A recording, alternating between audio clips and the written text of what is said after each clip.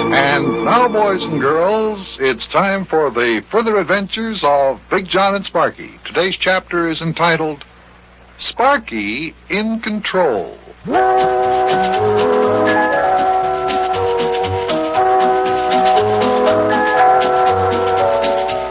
there for a while, it looked like Sparkie was going to lose his leadership position in his club.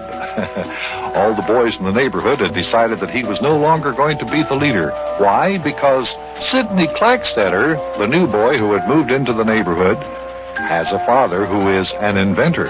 And he said he'd invent an electric eye door for the clubhouse shack back in Wobbleding's Woods. But then Yuki Butcha said he was an inventor and he would invent a better door, and Sparkie could present it to the club.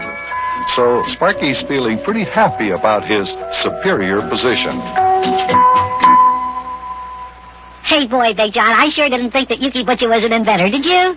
Well, no, I must say I didn't have the faintest idea Yuki Butcha was an inventor. That was certainly a surprise to me. Yeah, me too.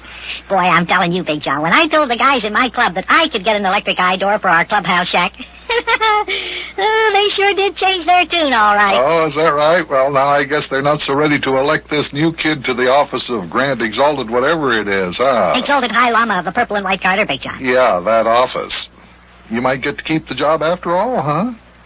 Well, if I want it. If you want it. Now, wait a minute. All week you've been moping around here like you lost your best friend, and it was all because you were sure the kids in your club were going to take your official title away from you and hand it over to this new boy.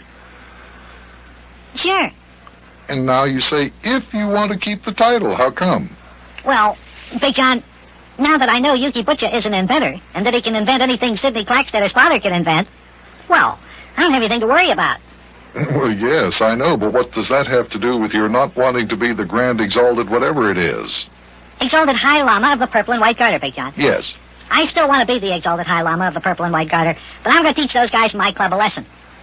Yeah, I'm going to play hard to get. Oh, you are you? Going to play hard to get? I see. Yeah. I see. Well, look, old buddy boy, before you become too hard to get, will you fix your dog's supper? It isn't hard to get. Out of the refrigerator, that is. Oh, look, Big Jon, I've already given Bunny his supper. Oh, for goodness sakes, don't tell me that dog has eaten his supper already. No. He's in the process of eating it now. What? You should hear him, Big Jon. Boy, is he a noisy eater. When he eats, he snorts each time he takes a mouthful and just goes... Yeah, I know. I've heard like him. that. Yeah. You didn't give him his supper out on the kitchen floor, did you? I told you. No. He's down in the basement. I gave Pedro his supper, too. Hey, do you know what Pedro calls me, Big Jon? You mean that parrot has got a nickname for you, too? What is it? Half Pint. Huh? He calls me Half Pint because I'm such a little boy, I guess. Yeah, I guess so. He calls me Spike. That's pretty fresh for a parrot. Yeah. That's not what he calls you. What? That's not the only thing. So he calls you a long drink of water, too. Long drink of water. I think that's pretty good. Hi there, you old long drink of water. Now, wait just a minute there, young man. You just hold that. Don't you go getting fresh like the parrot is. What's the matter, Big Jon? Don't you like that nickname? Well, it isn't that, Sparkie. It just sounds fresh. Don't you ever go around calling people fresh nicknames like that. That isn't polite. Oh, yeah, I know. I'm just kidding, Big Jon. Yeah, all right. Well, just so you remember it. I know it isn't nice to talk like that. Oh, telephone's ringing. Telephone's ringing. Well, we're finally back to normal. Will you answer it, Sparkie? It's probably for you. Yeah, maybe it is. I'll answer it. Hello? Yes, this is Sparkie. Is that you, Rabbit Ears? Well, I have not talked to you on the telephone for a long time, Rabbit Ears. How true. Well, what's on your mind, R.E. lad? R.E. lad, well. Well, R.E. lad, I just don't know. I'll be able to install the new electric eye door just as soon as my inventor friend gets finished inventing it. Well, that figures. Pearls of Wisdom by Sir Genius Sparkie. Yes, R.E., I do believe that we will have the finest, most high-class shack on the entire face of this entire world of ours, especially in Wobbleding's Woods. Yes. Well, Rabbit Ears, I'll tell you what. I will try to contact my inventor friend to see how work is progressing on our new electric eye door. Do you have any further matters of great importance on your mind? Oh, R.E. lad probably has many important matters on his brilliant mind. Yes, well, in that case, R.E. lad, I will hang up. Yes. Thank you for calling. Good day, rabbit ears. Yeah. What do you think, Big John? Was I cold and indifferent enough? Cold and indifferent? Oh, was that what you were supposed to be? Yeah, sure, that's what I was supposed to be. See, that way I'm being hard to get. All the guys in the club will start talking to one another now, and they'll say, "Hey, Sparkie doesn't act like he's very anxious to stay the exalted High Lama of the Purple and White Garter." And the rest of the guys will say, "Yeah, maybe we better beg him to keep the job. Yeah, because if we don't, he just might up and join some other club and give them his invention." I see. They might say all that, huh? Sure. Can't you just hear them buzzing like 60? Yeah, I sure can. Oh, my goodness, buzzing like 60, just talking over it. Oh, there's the telephone. I bet that's Rabbit Ears again. Probably real anxious to see if he can't talk me into giving him a definite answer about the electric eye door. Well, answer the telephone, will you? Yeah, no, but wait just a minute, Big John. We don't want to give those guys the impression that I'm standing right on top of the telephone. I have to be completely indifferent. Oh, I see. Well, how long are you going to let the phone ring?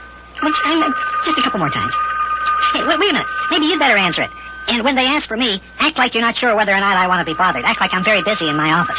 And then, then you can call me to the phone. Sort of loud so they can hear you. All right. I'll answer it. Hello. Now remember, Big John, act like you're not too sure that I want to be bothered about talking on the phone. Oh. Why, sure.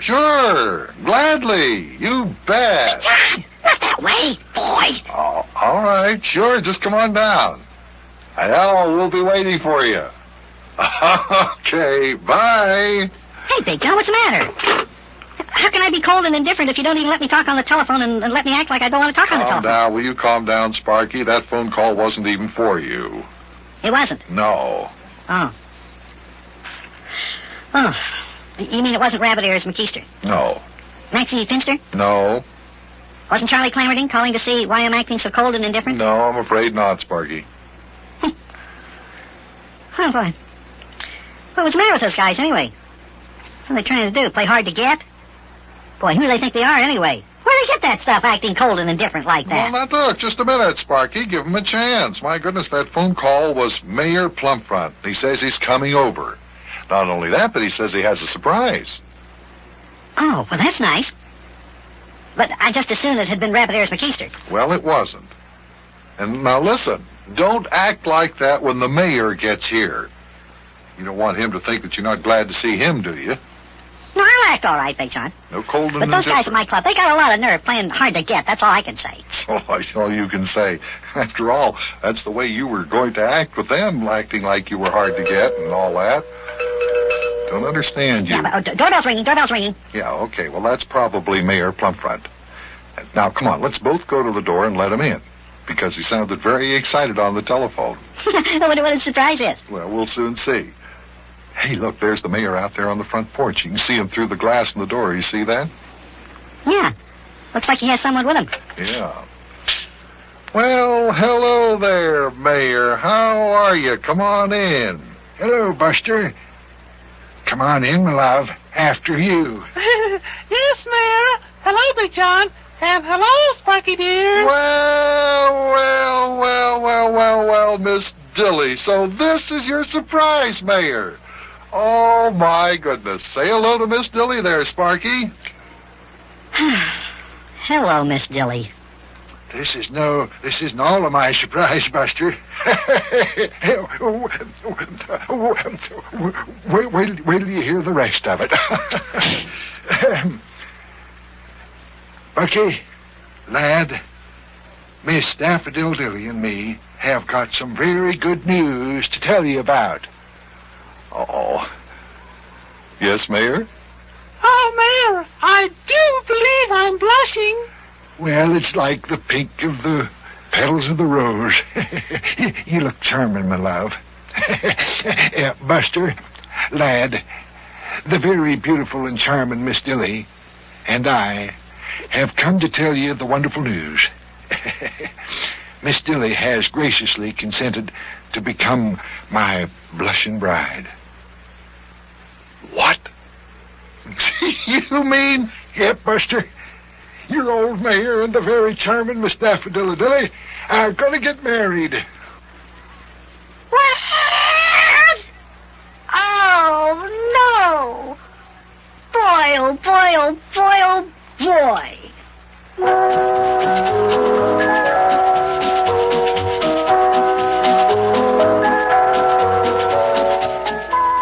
this latest development sure was an unexpected surprise.